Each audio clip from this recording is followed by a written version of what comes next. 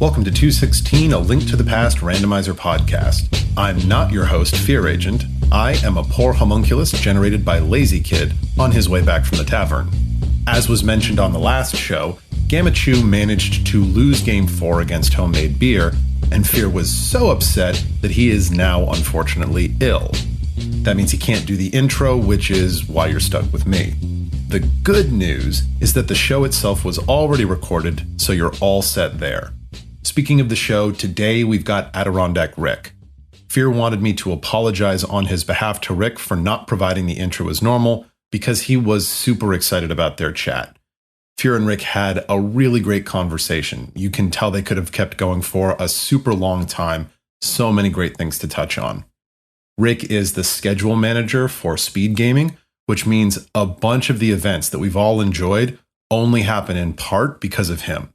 He's also involved in helping with a ton of other rando events, including the League. Just a really great person. We'll get to their chat shortly, but first a quick update on what's going on in the community. We have the 216 weekly every Saturday at noon Eastern. This past week's race mode was chosen by Captain 1977, and he picked 80 keys plus boots. Not Kabuki Hundo, the tournament for which is still going on, but close. The overall fastest time was 2C, and Power to Mario won the opportunity to choose the next mode. He chose Ambrosia for the upcoming week's race. There won't be a restream for this week, but we will still have the weekly, so looking forward to that. The 216 Fantasy League is winding down as we have our playoff teams, the top 4 finishers of the fantasy regular season. Congrats to Dazed Cloud, Darity Peels, Wall Kicks, and Captain 1977 for making the playoffs. And better luck next year to everybody else who didn't make it, including Fear. The league playoffs are really starting to pick up. Most of the first round is complete in the Invitational, but not quite. We have 2 winner-take-all Game 5 co-op retrances.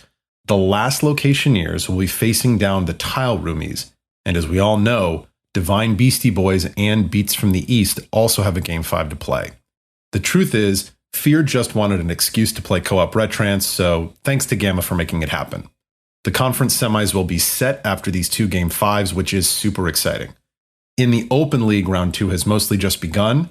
There are some awesome matches coming up in the second round for both leagues. This has been a tremendously fun season to date, and there's still so much to come. Also, as a heads up, the MagFest convention hosts an annual charity marathon called MagFast, raising money for the Child's Play charity. You can find it at twitch.tv/MAGFAST. It's live during the convention from January 5th to January 8th. On Friday, January 6th, friend of the pod Ninjembro will be running a rando showcase of an AD key seed at 10 p.m. Eastern Time. Danny Music will be the co-commentator on the proverbial couch. It should be a great time for a great cause, so definitely check it out. But enough about all of that. Let's get to the conversation with Rick. I really can't wait to hear what Fear and Rick have to say, and hope everybody enjoys. All right, Rick, super excited to have you on the show. You are going to bring a new perspective to the show that we really haven't had as someone that's been a part of Speedgaming for as long as I've known and has been a part of the community for a really long time. So I feel like I've known you for a really long time, but I don't know your whole story. So super excited to hear your story and have you on the show today.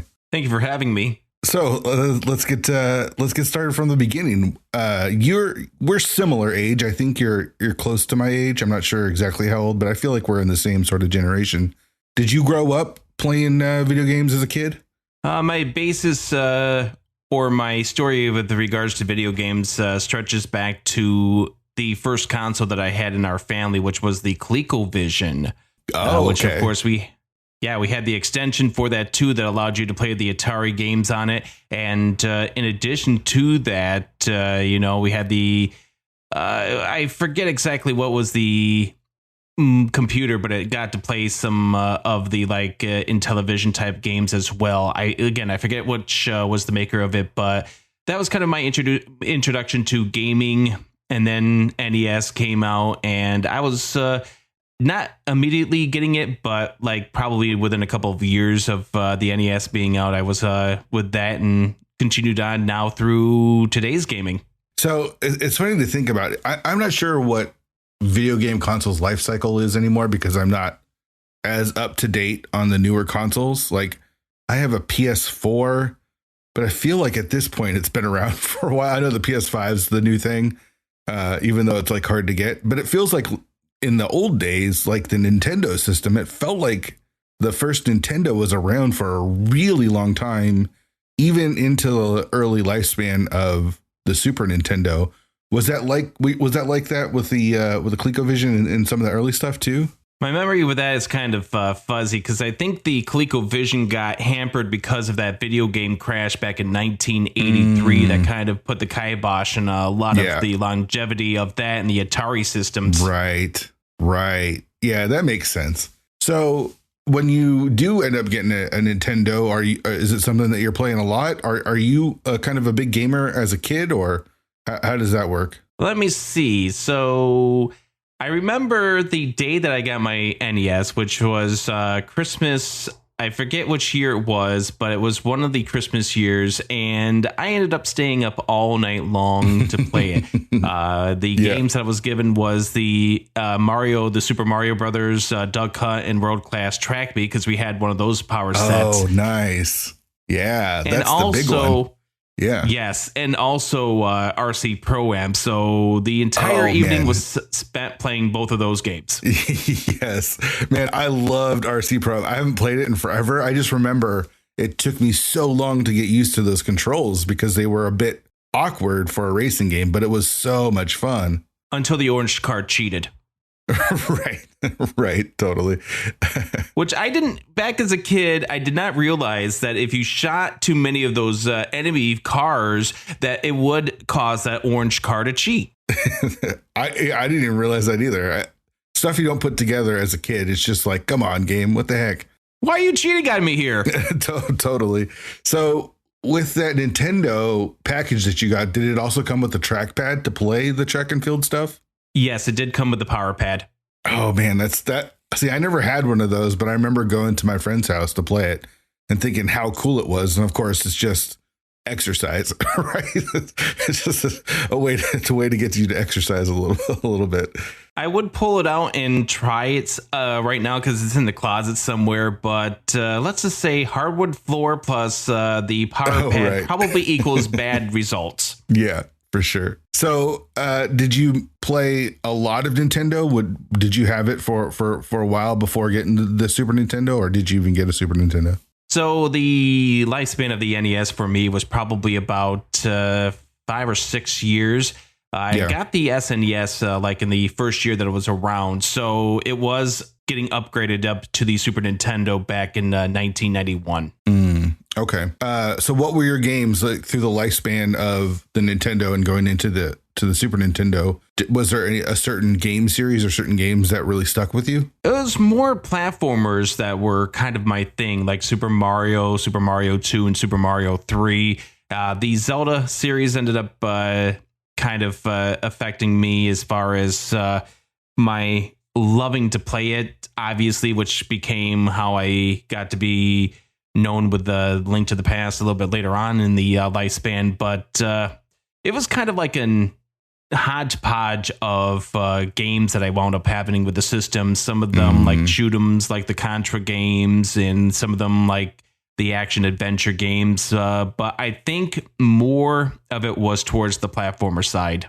Sure. When you ended up purchasing a Super Nintendo or getting a Super Nintendo, was Link to the Past one of the big ones for you, or was there other stuff that you were playing? Super Mario World, Super Mario Kart, F-Zero were on that list. Link to the Past was definitely on that list as well for Super Nintendo games. And Pilot Wings was one of the games that I enjoyed playing, but never owned it. I always rented it. Sure. Yeah. Did you continue on a Nintendo fan as you got older? Did you stick with the Nintendo stuff, or did your gaming stuff evolve? So there's a little bit of a gap because I went Nintendo, Super Nintendo, wound up having the Sega Genesis for a little bit, then kind of morphed into the PlayStation series, PS1 and PS2. Never had an N64 growing up, but there was one thing that brought me back to Nintendo was when they came out the GameCube, they came out with that the Zelda collection disc, which had Zelda 1, Zelda 2, and also Majora's Mask and Ocarina of Time on the same disc, which was what got me into wanting the GameCube, which got me into a few different series as well growing up as well. Oh man, so that I remember it was like the Master Disc or something like that. It had the original Zelda on it and Zelda 2 from the NES. Yes. Wow, I don't even remember that. I remember they packaged them all together. That's pretty cool. When you moved over to the PlayStation stuff, what were you playing then? Still a lot of platforming stuff? Crash Bandicoot was probably one of the bigger things. I did get into some of the GTA games like San Andreas and GTA 3 for a little bit.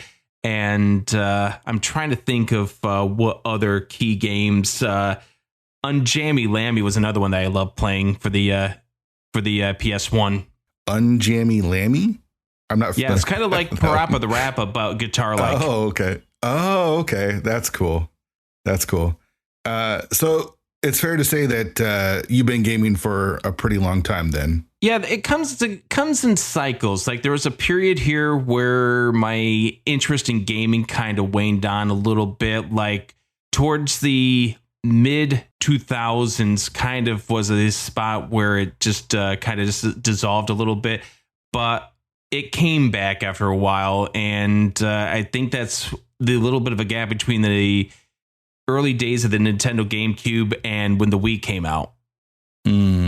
Why do you think it waned a little bit? Was you just not interested, or did you have other stuff in life that you just like busy with life and you couldn't really play video games? Or life was probably the biggest thing, because I ended up graduating in the late 1990s, and I didn't go to college immediately, so I went to work and did things in a retail format.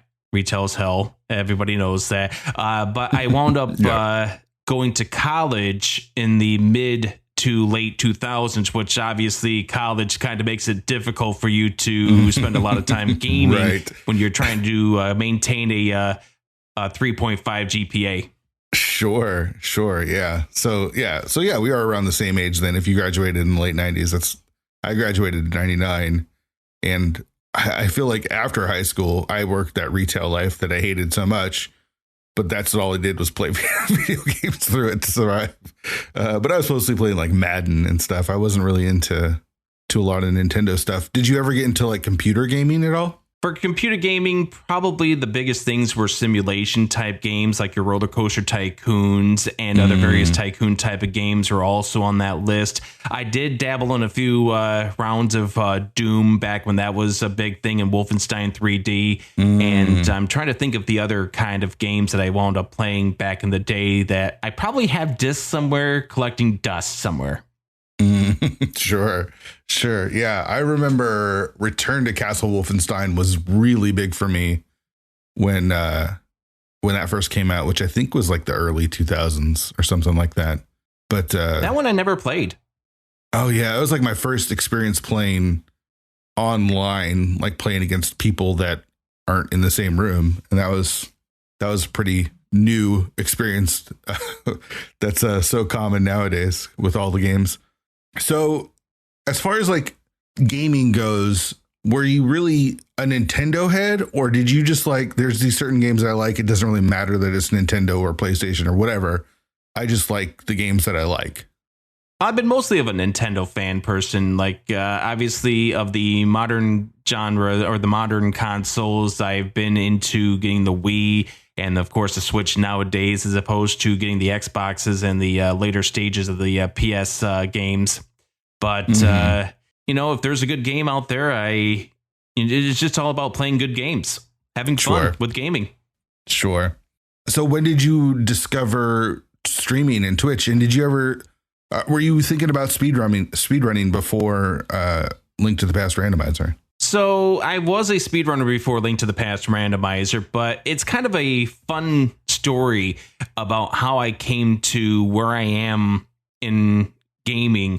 Because in the early 2010s, I guess is how you would say it, I've been watching some of the stuff on YouTube, some of the Let's Play stuff on YouTube, and also some of the Reggie Prey type of things also that were up on YouTube back in the days as well. And that kind of got my interest back.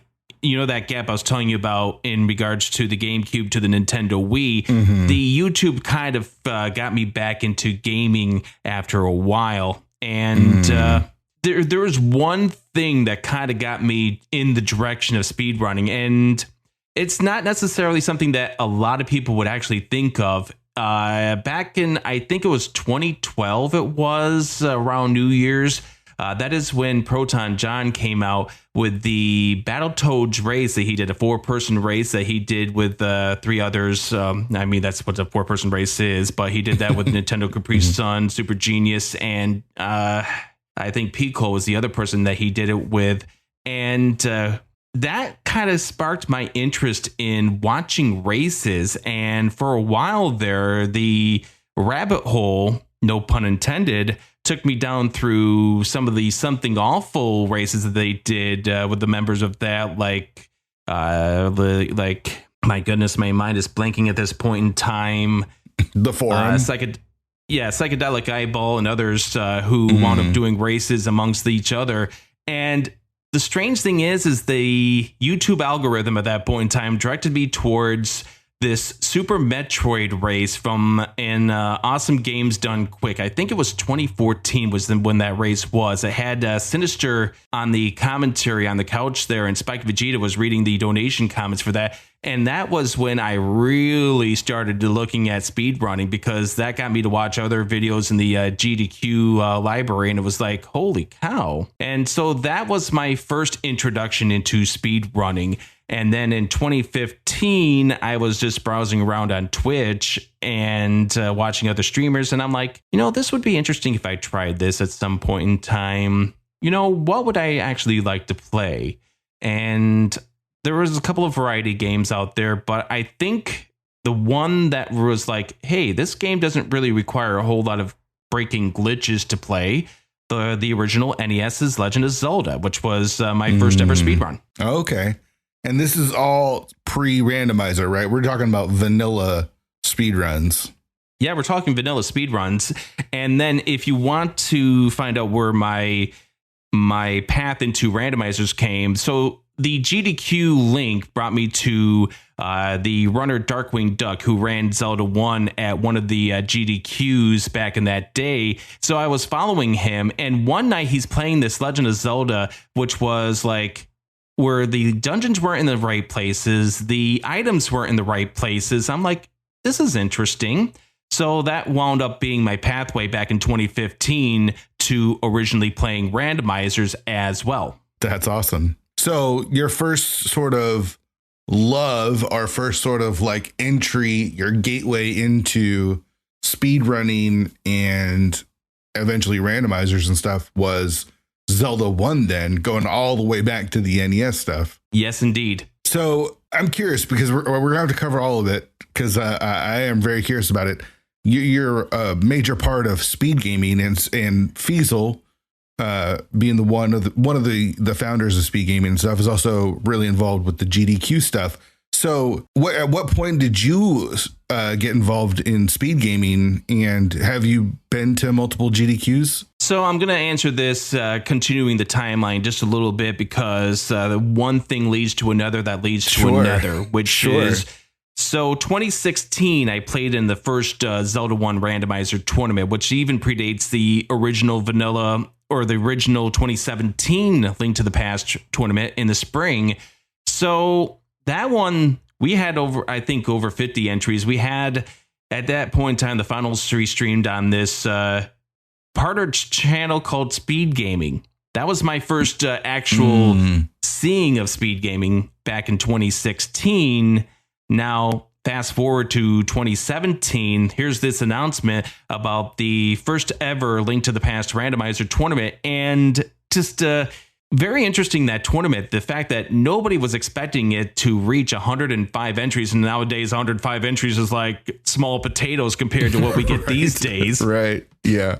But 105 entries in that tournament, and it wound up being a blast there. So the fall 2017 tournament comes around, and the admin team for the Link to the Past Randomizer tournament asks me to become a secondary admin, the secondary tournament. This is before they had the Challenge Cup. And this was when people like Willard and Saku became secondary admins. So we were to oversee the secondary tournament. And at that point in time is when, towards the end of that tournament, when Fiesel approaches in regards to helping him out with Speedgaming, because at that point in time, he was going to be trying to expand Speedgaming into a bigger network, more stuff, more content. And that was back then when I became involved with Speedgaming. Okay. I feel like we're going fast through your history, and I do want to get to it all. But I do want to slow things down a little bit. But as you can see, there's kind of a reason why I had to go through the quick cycle there, because one thing leads to another, that leads to another, that leads to another. Yeah, all connected. Okay, so you start speedrunning Zelda 1. You start streaming this on Twitch. Are you just doing speed runs? I don't even know. Did they race Zelda 1 back then, or even now, like vanilla wise, or was it just let me try to get good at this game? And how did that kind of go? For me, it was the original idea was to see how fast I can beat this game, because I didn't really have a full lot of skills with the game. It was still just trying to figure out, okay, this room I should be doing this room I should be doing that, and not necessarily fully taking down the speedrunning strats. Okay, here's how you can screen scroll. I'm not even doing that at that stage, but so 2015, I start doing that, start to get some times down to a sub hour. Now, the interesting thing with 2015 was when the Zelda 1 community did an any percent tournament, the any percent no up and A, which is the base category for them, like no major glitches is to Link to the Past. So I did not participate in that tournament. Now, one other thing that gets connected to everything else that I've been involved with is the 2015 tournament is how I got my start into doing race commentary. Okay. That makes sense, because you are one of the premier commentators in the community. It makes sense that you've been doing it for so long. So are you introduced to Fred at this point, who ended up making the Zelda 1 randomizer? Was he doing vanilla speedruns back then too? Yes, he was part of the 2015 80% No Up in A tournament, which is how I discovered him and several of the other speedrunners that I wound up following on that list, including Lack Attack, amongst other names that I'm going to name here. But it was just really, that was my introduction into getting to know Fred, because I had been hanging out on his channel, watching him do some of the 80% No Up in A's in tournament preparations. Sure. Can you explain what no up and A means? So kind of like how save and quit is not allowed in no major glitches and Link to the Past randomizer, no up and A means that you can't use the second controller when you hit the start menu on Zelda 1 to do the pull up the menu that says retry, save, or continue. So like I said, kind of like in Link to the Past, how you do the select button to do save and quit. Yeah, right. I just started learning some Zelda 1 stuff, and holy shit, dude, that stuff is so tough. It's so hard. Like trying to learn how to like screen scroll and all that kind of stuff. It's so hard. And it can definitely be a challenge, especially when you go from being able to move in 8 different directions to just being able to move in 4. Right. The combat's hard. The controls are stiff compared to Link to the Past. It's definitely a cool game. Yes, it's super hard. It's a cool game. It's just so different to Link to the Past. So I take it that your introduction to Rando, as far as Z3 goes, is through the Zelda 1 community. It's kind of the connection between the two. It's pretty much the connection between those two, because back then with the 2017 tournament being announced, it was pretty much me, Fred, and Jay Coper, who were the Zelda 1 randomizer runners, who was like, okay, we're going to go ahead and play this Link to the Past rando. Also, I believe Amazing Ampharos was also part of the of that discussion too, back in the early day. Sure. So how was the transition going from Zelda 1 to Zelda 3? Because like I just mentioned, the games are pretty different. Had you done some research going into the Zelda 3 stuff, or was it just kind of like jump head first into it? So I kind of jumped head first into it when they announced the tournament, and I did my very first seed. In fact, I think there's a VOD still somewhere here on Twitch of me taking 4 hours and 28 minutes to beat the first seed because I didn't know where all the chests were, especially in the overworld. Like, one of the biggest ones for me back then was not knowing that there was that 7 chest Paradox Cave. Oh, right. Because whoever goes into Paradox Cave in the vanilla game, right? Like, there's no reason to go in there. I don't even know what's in the vanilla chests of Paradox wasted Cave. Junk. Right, like a bunch of 20s and some like arrows or something. I don't even know. Who knows? So you didn't play in that first tournament? You did? Was there qualifiers or anything, or you just weren't ready for that kind of thing? Okay, so the first tournament was you're talking Link to the Past, right? Yeah. Okay, so the Link to the Past 2017 tournament, I did play, and it so happened to be that I got paired with Fred in our group. Oh, cool. That's so funny. That was so there's two things that actually got born out of that group was first of all the fact that I got paired together with Fred in that group. Our group also had Ninjembro, so he's been around since the beginning, and I got to meet with him recently at Speedgaming Live. Dark Ori, who is the only one in our 5-person group who's not playing at this point that I know of, and the other one is somebody who used to go by the name Elminster. Oh, that's Asder? That's correct. Okay. Tell me about the tournament. What was it like? Because this is, I mean, it's brand new. The Link to the Past randomizer is super brand new.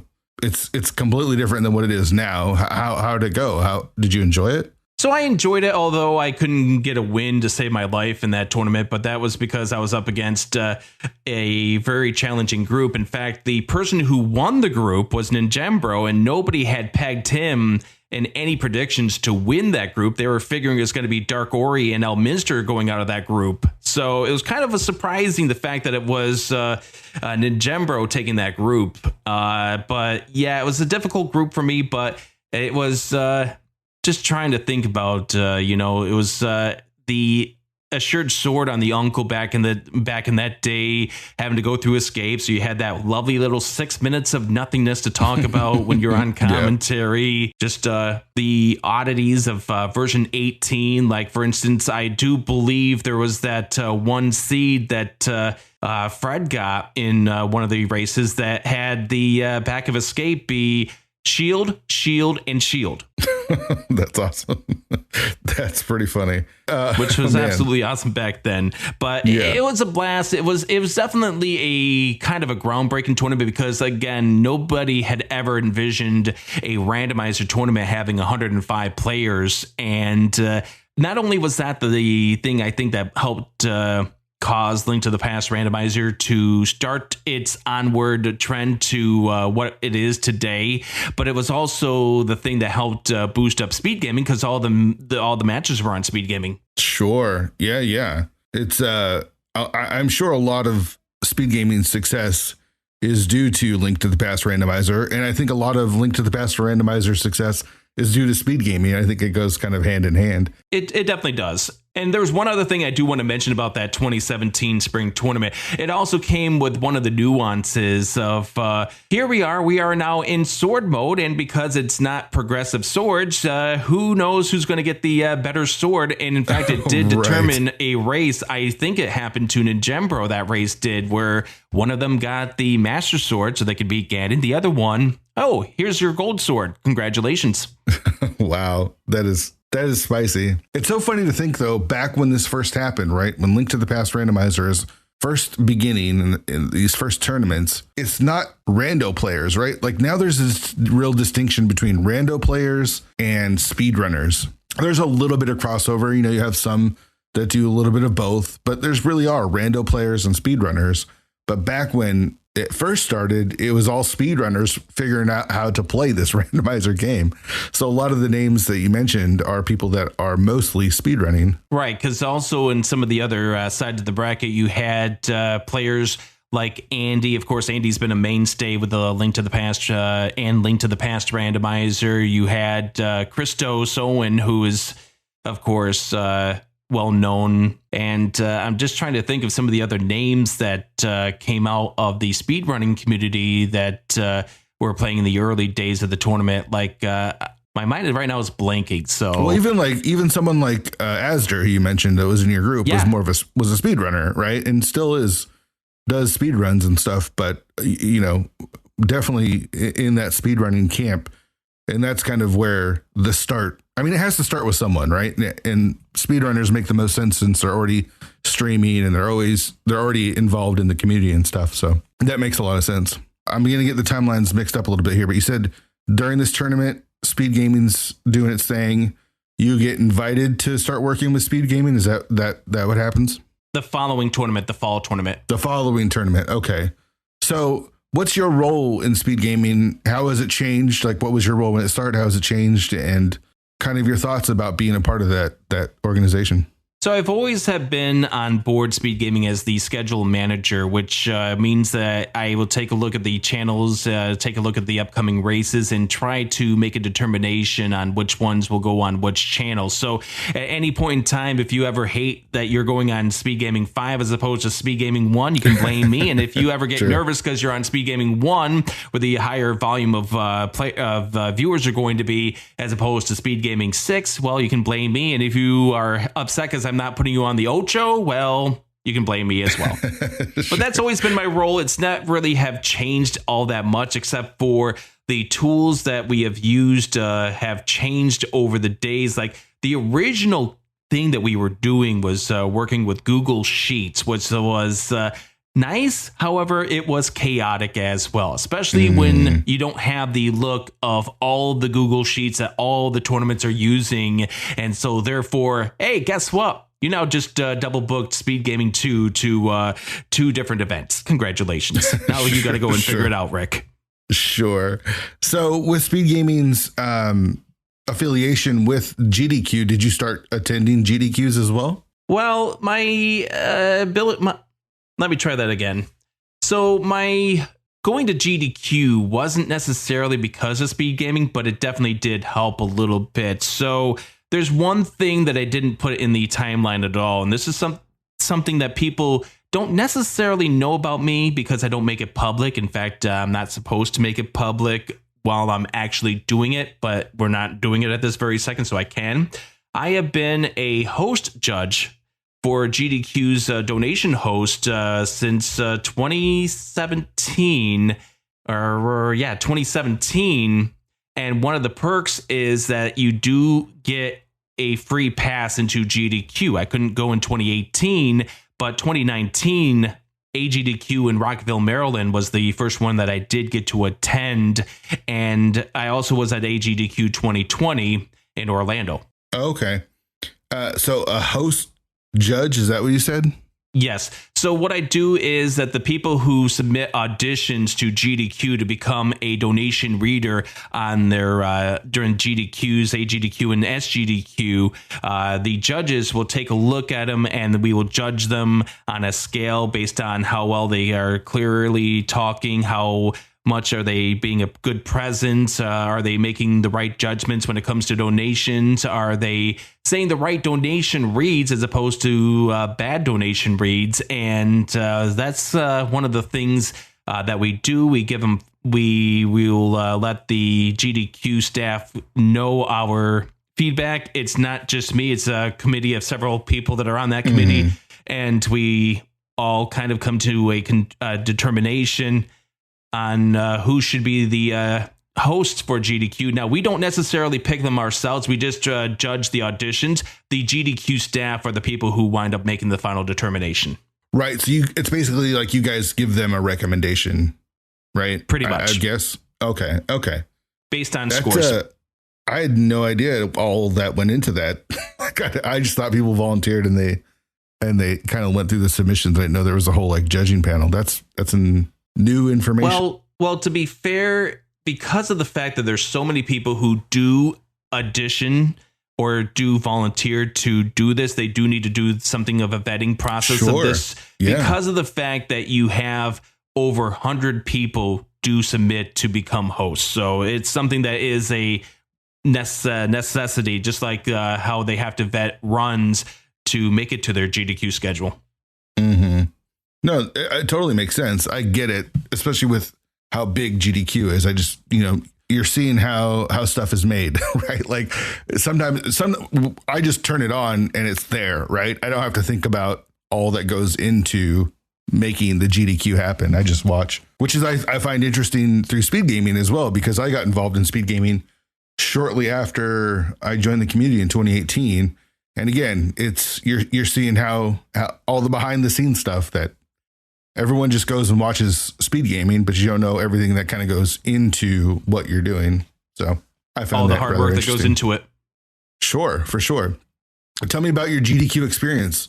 So GDQ 2019, AGDQ Rockville, Maryland was the first time I had decided, okay, I've been playing this now. I've been streaming for what was now 3.5 years. Let's go ahead and go to an event. I've meet up with some of the people that I've gotten to interact with in chat. And it turned out to be a wonderful experience getting to see some of the people right there and in person. Some of the streamers I've got to meet, some of the people in chat that I got to meet. And it was a good time. And I will also thank GDQ for getting me towards the pathway of rejuvenating consoles to actually play on those when it comes to gaming rather than playing an emulator. Sure. There's one other thing that comes out of AGDQ 2019, and that is that we did a speed gaming panel over there at GDQ 2019 that talked about the whole process in regards to speed gaming, and that was fun. It was a little nervous there, but once we got going, it turned out to be a whole lot of fun. Sure. I've actually watched that panel. It was really interesting to hear like the history of speed gaming, all that kind of goes into it. So what spurs on the idea of running your own event?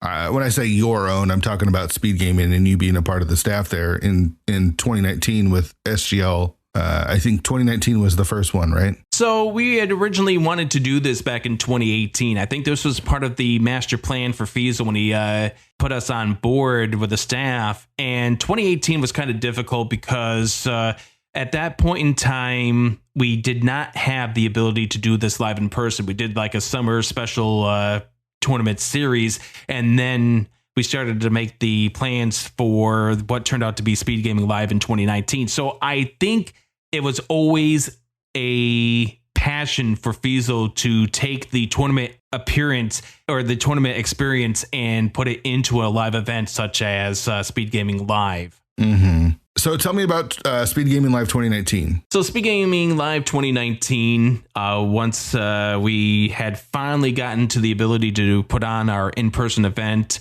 we got to do it at the old GDQ site over in Herndon, Virginia. And so things kind of got interesting. We had some technical difficulties getting things going. We had what was supposed to be 2 live stream rooms turned out to be only 1 because the second stream room started to break on us just a little bit as a part of some technical issues. I don't know exactly what, but big shout outs to Synac for all that he wound up trying to do to get things going for that.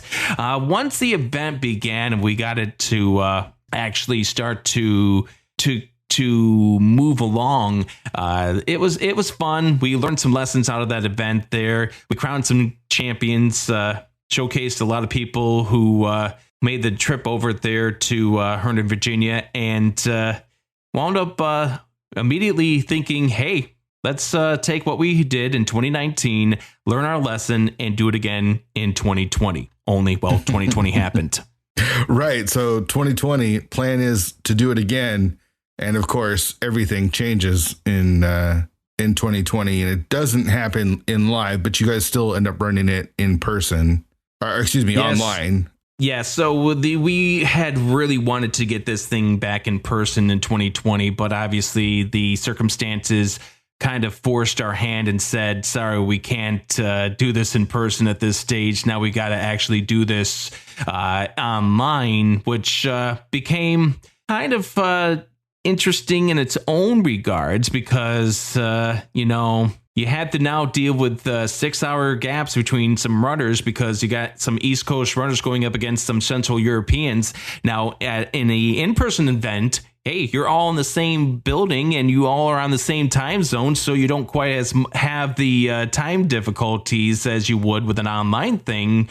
But now, guess what? You got a 6-hour gap. And one of the hardest things about the Speedgaming Live experience in 2020 and 2021 was just trying to get the schedule to line up so that way we would have all the finals get to be showcased in the way that they truly got to be, or they truly deserve to be showcased. But we wanted to make sure that we tried to keep the momentum of the event going. Obviously, the in-person event suffered a little bit of momentum because of the online presence of 2020 and 2021. But obviously, as we saw in 2022, a lot of people did make their way over to Herndon, and that turned out to be a fun event in its own regards. Right. I was super jealous not being there. Like, there was definitely a case of FOMO, watching everyone have a good time, jamming out all these races and going out to dinner and having a good time. So what's your role when you're at a Speedgaming Live? Like I mentioned, everyone else is there to have a good time and do some races. But as part of the staff, I feel it's probably a little bit more stressful than it is just fun. Yeah. So one of the things that we wound up having to do while we were at the event. Now, obviously, I'm still trying to keep up with the schedule. And this year's event became a little more essential for me to do scheduling. So in 2019, one of the things that we learned is that we really should have people submitting the races to a schedule so that way we can be able to know who's going to be doing races at what times, so we could try to get the schedule aligned and say, hey, you are going to be on this channel, you're going to be in this room, you're going to be in this room, as opposed to, hey, anybody in this tournament room want to be on Speedgaming right now, which was what we did back in 2019. Yeah. So the biggest thing for me to do was the scheduling still was my key role with Speedgaming Live 2022. And the other things that I wound up doing was partaking at the tournament room, the main admin desk that we had there. So if anyone had any issues, that we were there to oversee that. Plus, we were the ones to roll the seeds. So anyone who got a nasty seed, well, you're welcome. That's good times. So that's kind of like your speed gaming sort of life as part of the community. But there's the other part of the community of someone that plays the game and runs in the tournaments. You play. I feel like you've qualified for tournaments and played in the league and stuff. So as far as playing the game goes, how has that experience been the last 5 years? Because you've been a part of the community for so long. So there's been a mixture of frustrations coupled with joyous moments, and combined with more frustrations, combined with what the hell is this seat doing to me? Combined with various other elements of surprise that can happen in any sort of randomizer. And let me put it this way. The community has definitely grown. So that's caused some sort of frustrations. And I do believe you do ask a question a little bit later on that I'll actually discuss a little bit deeper in this subject in regards to, because I know you've talked with me several times about post races and things like that. And of course, so 2017 got to play in both of those tournaments in that year. I did not qualify for the main tournament in 2017, the fall one, because fall 2017 was the first one that we did the qualifier aspect, and I made it down to the secondary. I made it out of groups in that secondary tournament, but I think I want to say I was eliminated either in the first or second round of that tournament. Can't remember fully. 2018, the massive tournament, wound up qualifying for the bracket stage, barely. And, oh, by the way, guess what? You face Andy. Good times. Yeah, good times. Yeah, that's I mean, I kept it close in the first game, and then the second game wound up happening. And, Andy is definitely a tough runner to be going up against, especially when you finally get yourself out of group state or the first round of a tournament to find out that he was going to play that. I was not really familiar with the other modes, so I did not partake in the other of the 2018 tournament. So that kept me out. But I made sure that I definitely tried to get myself qualified for 2021, which I barely did, which I had to work myself out of the hole. And I know I was dealing with some frustrations there, too, because I know I should be better than this. I know I should be a little bit higher on the list as far as where I am on the list of runners on that scoreboard, on that leaderboard. But it turned out to be that I just kind of made a few mistakes and wound up having to dig myself upward out of that hole. And so I did. And guess what?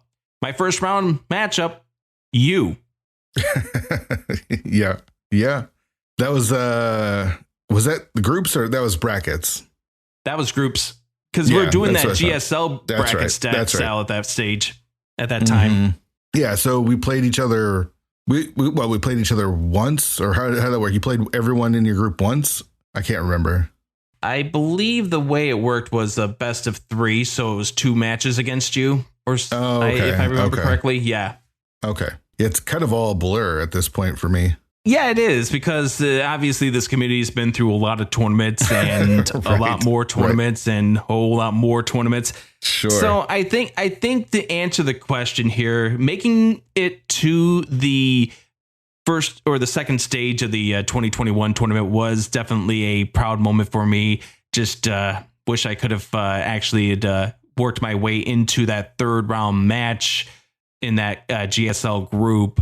Obviously, I took too long on a routing decision, and it wound up hurting me. And obviously, the longer you take, your opponent takes that move faster, you're going to lose the race. Now, again, frustrations obviously kicked in for some of these things. Some jubilation kicks in, but it's still fun. It's still fun. Sure. You also have this unique perspective as someone who is adminning a lot of tournaments and moderating. Like, you're a mod for the league and an admin for the main tournament, right? Yes.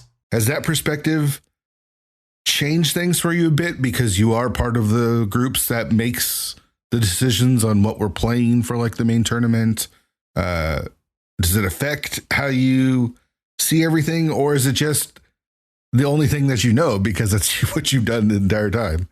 All right. So I was a secondary admin back in the fall tournament of 2017, became a main admin for the 2018 main tournament there, the 512 person Swiss tournament. And it definitely is an interesting look to see what goes on behind the scenes when you're adminning a tournament. Obviously, the frustrations that people don't get to see, like, for instance, the battles of Andy and Willard J. Bradley with regards to challenge for the 512 person bracket. And right. Yeah, and also getting to see, like, the discussions that wound up happening with the infamous Smoke versus Solski match that was being discussed by a certain person that you had as a guest on a previous podcast. Sure. Yeah, you got to deal with all the garbage that comes with being an admin while still trying to play and have a good time, right? Like, it's tough. It's definitely tough. It's tough, and it can also deflate you as far as the community is concerned. But, I'm trying to... The way I like to think about things in regards to the community is I like to try to block things out when it comes to the bad in the community. I'm not going to ignore it completely, but I want to think positively. I want to think about the good people in the community and, the people who are helping others, the people who get absolutely excited when other people are victorious. And those are the people that I like to actually think about when it comes to this community. The good in this community. Sure. Can you, because we're running out of time and I feel like there's still like a million things to talk about, can you kind of tell me about your history with the league? Because you've been a part of the league since season 2, I believe. I believe you became a mod in season 2 as well. So kind of can you tell me again about your experience playing and then also kind of being on the inside for a lot of it as well? So as a player, I joined in the league in the season 2, and it was me, Clifford, and Sinek.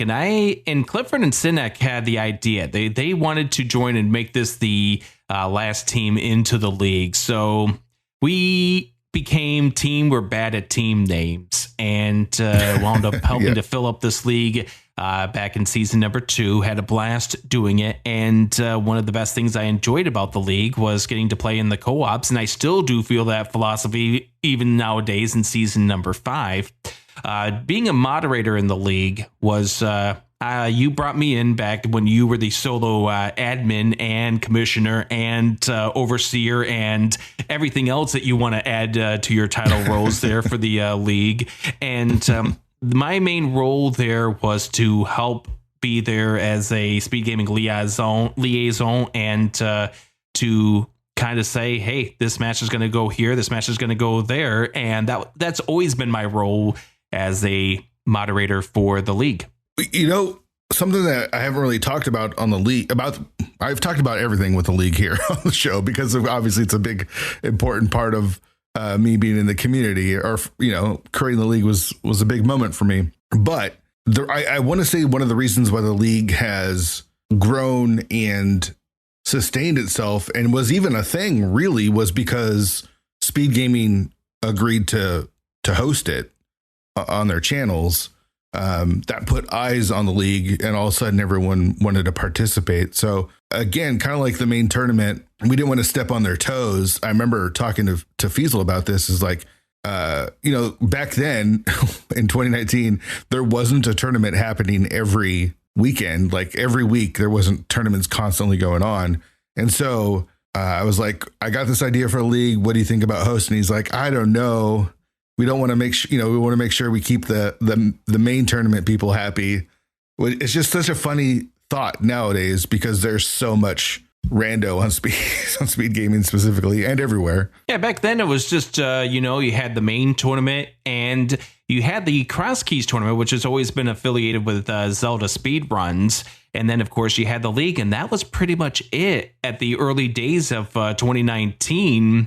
And of course, then you had everyone who decided they're going to throw in their own tournament afterwards. But that was the landscape back in 2019. So it's just wanting to make sure that you didn't step on top of the toes of the main tournament and also on top of the Cross Keys tournament. Yeah, I was trying to organize it so that everyone was happy at that point. It was just a different time. But the success of the league definitely had a lot to do with you and Speedgaming putting it on and hosting it. So that was pretty cool. And I remember you coming on as a mod. I was specifically made sure, like, don't feel like you have to do anything other than, you know, make sure that we're not doing anything. We're not making Speedgaming angry or anything. I feel like that was kind of your role, is just facilitating all of that. Yeah, and I definitely have never have had any issues with the league. Obviously, there are days when there's like, okay, there's 17 races here. When am I going to actually get them on channels? There's like only so many speed gaming to go around. But otherwise, there's been no issues with the league. Sure. So season 2, you guys have your team going with what was it? Bad at Team Names, right? Yeah, Team We're Bad at Team Names. And I think you actually were the one who created the logo back with the Michael Jackson's Bad imitation cover. That's right. I forgot about that. Yeah, I think Sinek or you asked me to put that together. That was really good. You guys go 9-5, so a very successful season, especially with Sinek, who didn't really play all that much. Like, he's not a competitive member of the community by choice. Like, he just doesn't play a lot.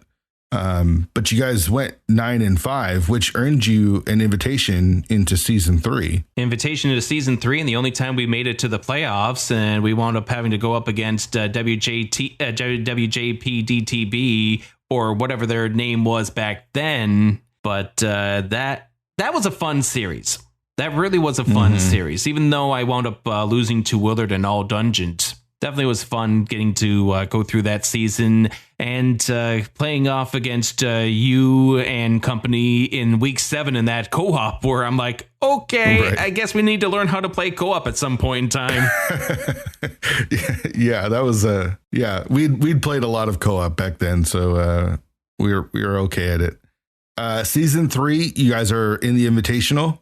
Not as successful a season, going 5-9, but not relegated. That's very important. Yeah, season 3, I think the highlight for me was the all dungeons race against Fant, which was a little closer than I had expected it to be, but it allowed me to become friends with Fant and become a longtime supporter of her stream. And I also remember that as the race of doing a jingle glitch in Ice Palace, which I didn't know was going on at that point.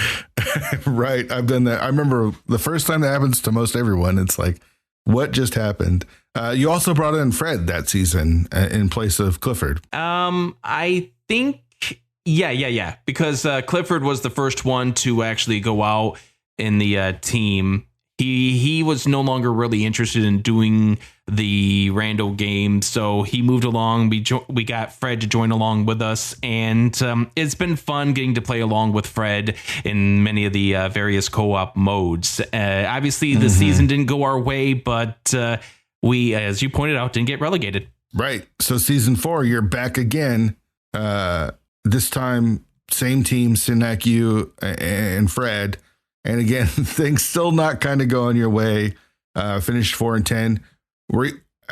Every season so far in the Invitational, you guys kind of had to sweat out relegation a little bit, including season 5. Tell me about how that's gone, because I know how competitive you are, and I know that you want to be better, and I know that that you want to win. It's just not going your way, and have had to deal with the threat of relegation.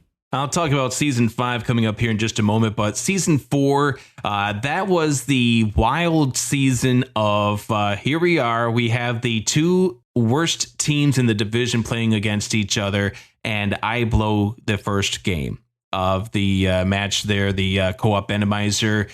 And now it's we either win this match and we are safe, or we lose this match and we are relegated. And you're talking about a person who at that point in time had not won a co-op match at all. So I'm like, I'm getting rather nervous at this stage. I had already blown the piloted Key Sanity match because that was the race that I was up against McMonkey.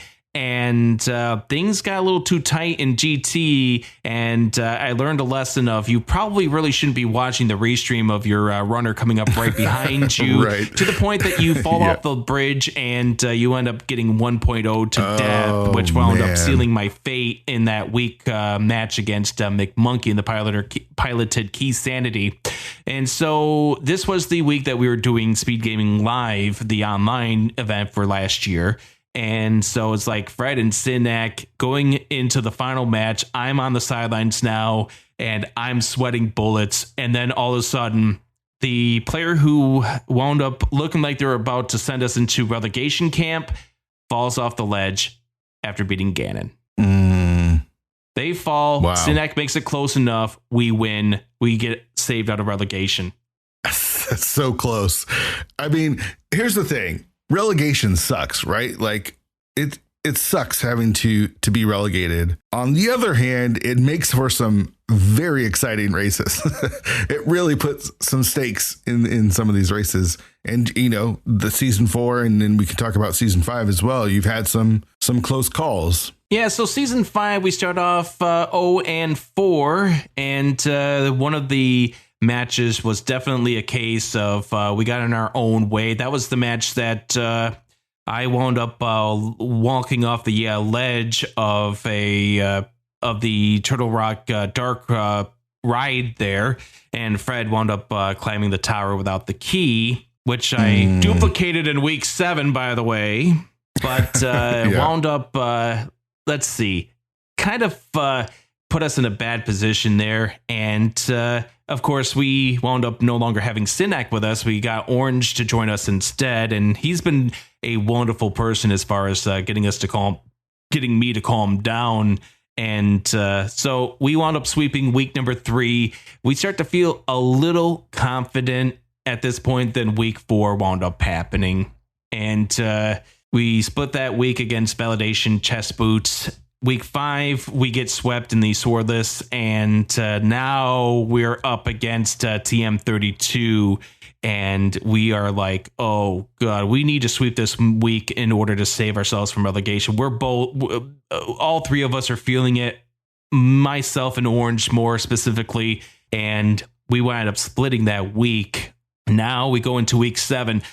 So before we got to week number 6, we wound up having a team meeting. You know, that meme of team meeting. Well, we wound up having one, and we were like, okay, we need to have Fred and Orange do week 6, because I'm still making some mistakes in cross keys, and I don't want to be the person that brings our team down.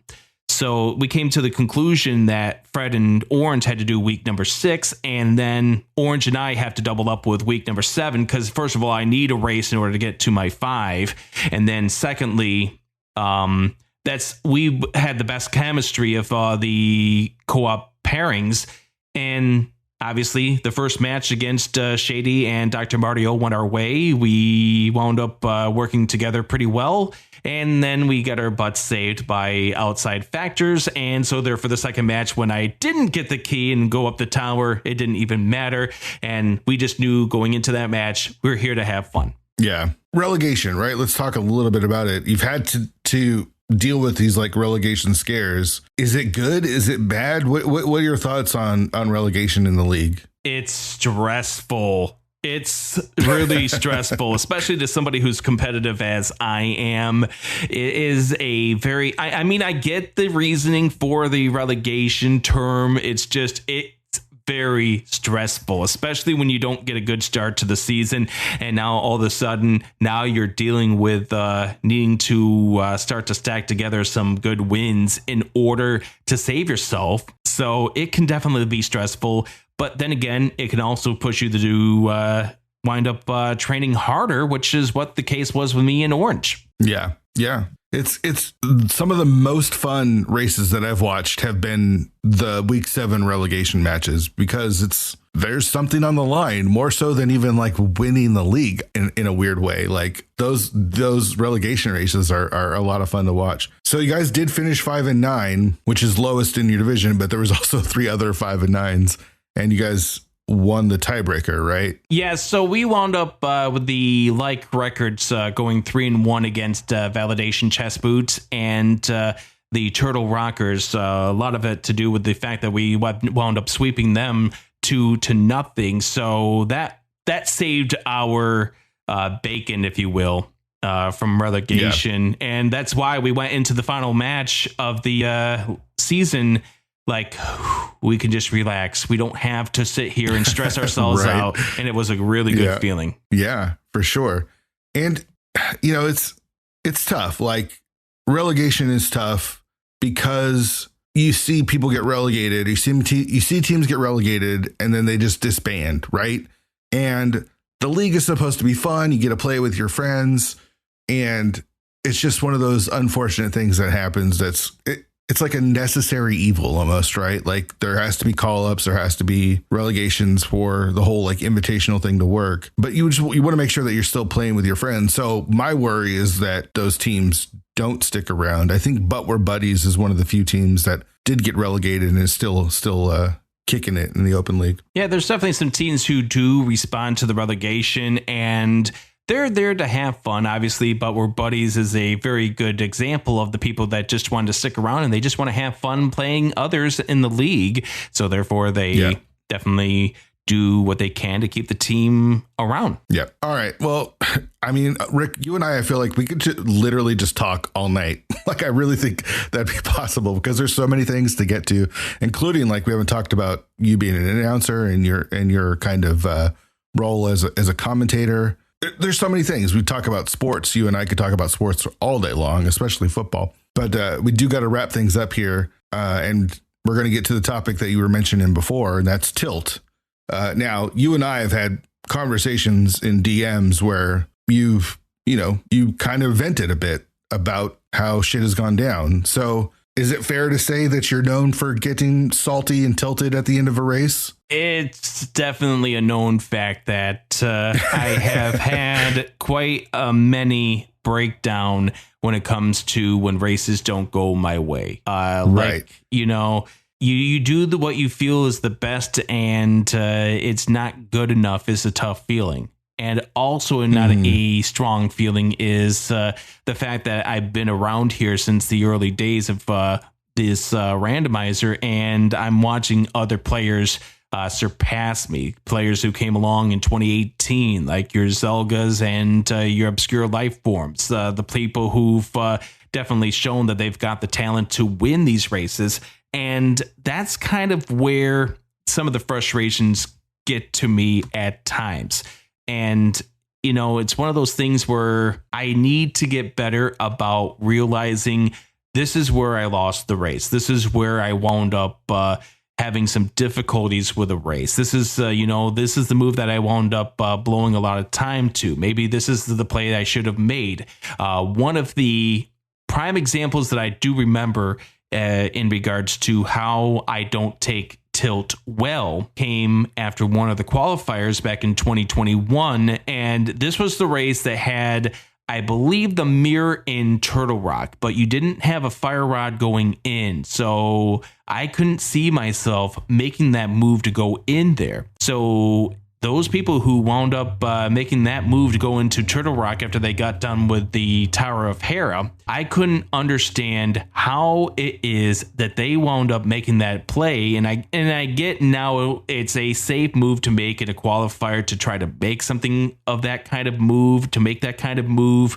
And at that point in time, I wasn't having it. And I do remember myself just going ballistic in the race spoilers. Why in the world would you make that kind of move? Why would you do that? Right. This isn't right. Why would you do that? And I definitely know I need to work better about that. And I do want to give a big shout outs to Zelda Disan and also to Orange. First of all, Zelda has been the person that's talked to me the most in regards to some of these races that don't go my way, to kind of just let me know what his train of thought was with regards to some of these, or maybe what I could do better in various other races. And Zelga's been somebody I've been a supporter of ever since they started doing those Saturday morning and Sunday morning regret races with me back in the early days of 2018 and 2019. So I definitely give a big shout outs to Zelga and to my new teammate Orange. He has been a real good person at getting me to realize that,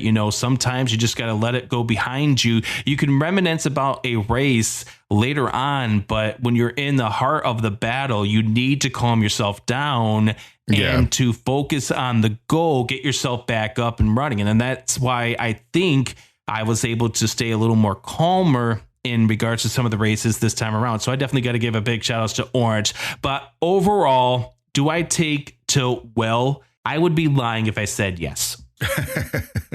So the question then is, do you have approaches for when you get tilted, or is it what the stuff that Orange has kind of helped you with recently? So it's kind of the process of what Orange has had me dealing with lately has been the best thing for me. Okay, if I have a poor race, I'll stew about it for a little while, and I'll be able to recover after a little bit, and I'll get over it in due time. But the thing is I need to get over it a lot sooner. I can't let it linger, just move on to the next one, because randomizer is randomizer. Sometimes people get randoed. And that's the thing that I'm starting to realize, thanks again to Orange. It only took 5 years. But it only took 5+ years. Yeah. All right, man. Thank you so much for doing the show. You have to be a guest on another show, because I feel like you and I could just talk forever. Anytime you want me to be back on this show, I'll be happy to do it again. So that way we can talk about announcing and commentating and various other things in regards to that. But it's been a pleasure. Thank you for having me. Thanks again to AdirondackRick for joining the show. Really appreciate having Rick on. Just so great. What a wonderful conversation. As a reminder, there is a bonus episode available as a thank you to those who are subscribed to Fear Agent's Twitch channel, which is twitch.tv/fearagent_. It's an extra 10 to 15 minutes with each guest, and it's a way to really explore a little bit more because that hour goes by so fast. All of the bonus episodes will be released to everybody at the end of the season, but this is a way for Fear to say thank you to those who subscribed so they can get early access. Again, we've got the 216 Weekly this Saturday and every Saturday at noon Eastern. This week, there is no restream, and again, the mode is Ambrosia, so remember to be there for that Boots hint. Subscribe to the show anywhere that you get your podcasts. It really helps the show out. You can find links to all of those at 216pod.com, which also has the link to the Discord. There's a ton of great additional conversation going on there, talking about Rando, the podcast, a bunch of other topics. You know, the amazing World Cup final that we just had, Marvel Snap, really just a wealth of different options. The next episode will be this upcoming Monday, so right around the corner. We will have Scary Olive joining the pod. Talking about sandwiches, among other things, I'm sure. Can't wait for that. Going to be really fun. And to everybody getting ready for their holiday plans, have fun. Please stay safe. And of course, best wishes for a speedy recovery to anybody who has to watch Gamma play Rando.